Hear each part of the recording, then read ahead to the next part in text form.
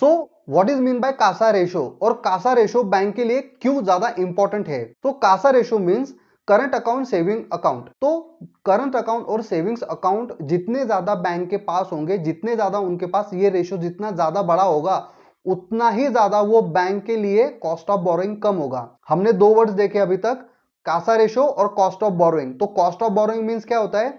क्योंकि बैंक का बिजनेस क्या है, इन सिंपल वर्ड बैंक का बिजनेस क्या है? बैंक सस्ते रेट पे मार्केट से पैसा उठाएगा, सस्ते इंटरेस्ट रेट पे मार्केट से वो पैसे लेंगे और ज्यादा इंटरेस्ट रेट पे वो किसी को लोन देंगे। अगर उन्होंने 4 या 5% के इंटरेस्ट रेट पे किसी से पैसे लिए और 10% इंटरेस्ट रेट पे किसी को लोन दे दिया, तो बीच में जो भी उसका गैप बच रहा है 5% का, वो बैंक का फायदा हो गया। तो कासा रेशो इसलिए उनके लिए इतना ज्यादा इंपॉर्टेंट होता है क्योंकि कासा रेशो में करंट अकाउंट में आपको कोई इंटरेस्ट लगता नहीं है और सेविंग्स अकाउंट में ज्यादा से ज्यादा 3 या 4% के ऊपर वो लोग इंटरेस्ट देते नहीं है।